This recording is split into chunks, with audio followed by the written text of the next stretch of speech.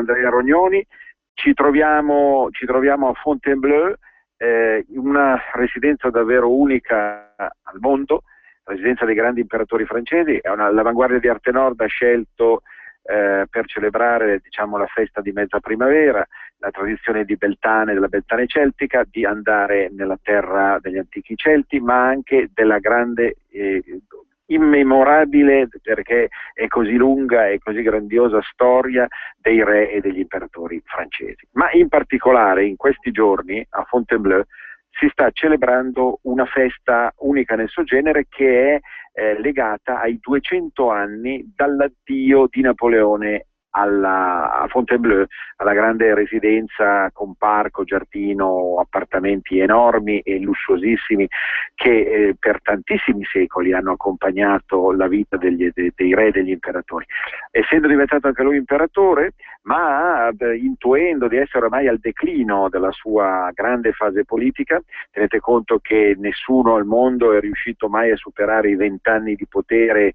come grandore unica e inconfondibile. Certamente qualcuno è arrivato a 40 raddoppiando, ma ha un po' bleffato. Ecco, Napoleone se ne va nel 1814 da Fontainebleau, dà un addio grandioso. Qui in questi giorni si celebra proprio la festa storica con i vestiti del tempo. Napoleone viene impersonato da un grande attore, c'è tutta la sua reggia, c'è tutta la sua corte. Tra l'altro, appunto, all'interno del castello di Fontainebleau è visitabile quella che è proprio la parte dove lui viveva, dimorava, mangiava, dormiva, eccetera. Che senso può avere oggi per un'associazione padanista e federalista tornare qui 200 anni dopo la fine della grande parabola napoleonica, in un contesto che certamente fu imperiale, fu grandioso per tradizione, ma anche per volontà del tutto unica e inconfondibile, tipica dell'epopea napoleonica? Il senso è questo, che 200 anni fa iniziava una storia, la storia dell'Europa contemporanea, appunto degli ultimi 2 secoli, che ha preso una piega un po' particolare. Certamente Napoleone, che come tutti sanno era di origine corsa, ma più latamente e lontanamente di origine toscana e toscopadana, ebbene abusò del suo potere sotto tutti i punti di vista. Tra l'altro dal vaso di Pandora di Napoleone nacquero anche le prefetture, tantissime cose che si sono trascinate fino ad oggi anche in Italia e in Padania in termini abusivi e ipertrofici. Ciò non di meno, quello che è venuto dopo Napoleone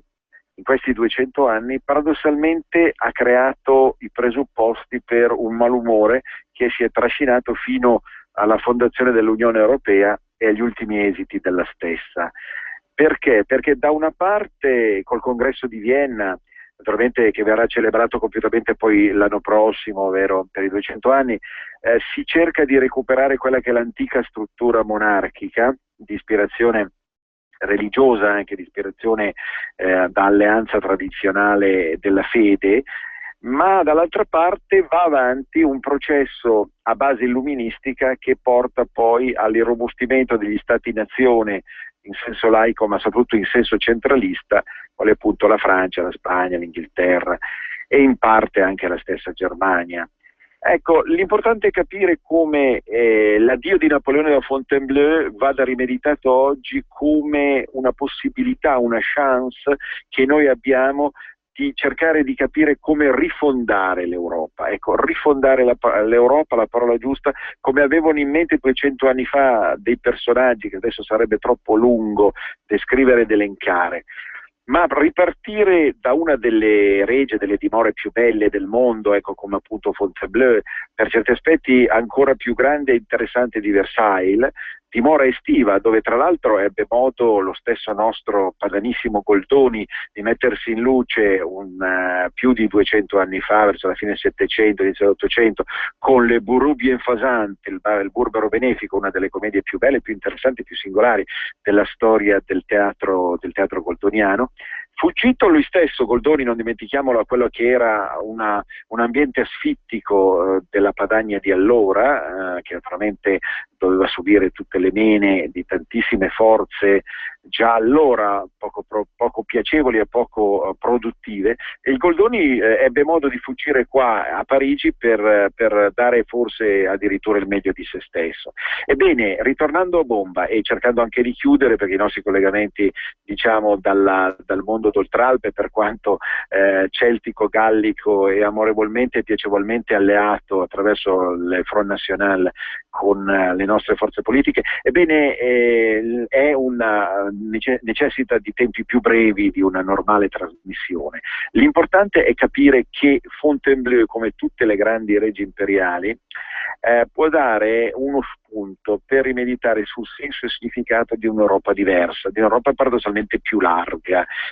di idee, di mentalità, di mezzi, di economie, di monete, che non devono essere per forza l'euro, e che pensate, neppure Napoleone ebbe mai in mente di fondare e formare come moneta unica, perché forse aveva capito la sua piccola, si fa per dire, grande testa di corso, uomo corsa fa corsica, tradizione di grande libertà, identità, che forse lui tradì, ma che Pasquale Paoli, alleato e poi nemico di suo padre, sicuramente portò avanti. Ebbene, non è possibile la moneta unica, ma non è possibile un'Europa unica come la vuol vedere Bruxelles e Strasburgo, quindi il recuperare il senso e il significato del dimorare d'estate, coi tempi che ora si aprono da Beltane fino a Samognos, naturalmente per la grande tradizione celtica, e anche il senso e il significato di un'Europa più vera e più profonda, che accolga tutti i popoli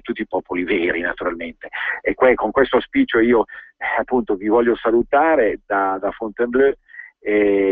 una delle tappe appunto del nostro viaggio d'Oltralpe, che sempre a caccia di tradizioni, di storie, di culture, di lingue, di tante realtà che servono per capire meglio anche noi stessi, che siamo certamente figli dell'Europa, certamente ci sentiamo più figli dell'Europa che dell'Italia, ma non di questa Europa, dell'Europa vera, che è l'Europa dell'amore per i popoli e per l'amore della libertà. Un grande abbraccio padano a tutti, a risentirci lunedì con la trasmissione Cultura Padana, grandi grosse novità che vi porterò ritornando ovviamente in Padania. Grande abbraccio a tutti, Venezia risorga, risorga Venezia, a risentirci. Avete ascoltato Arte Nord.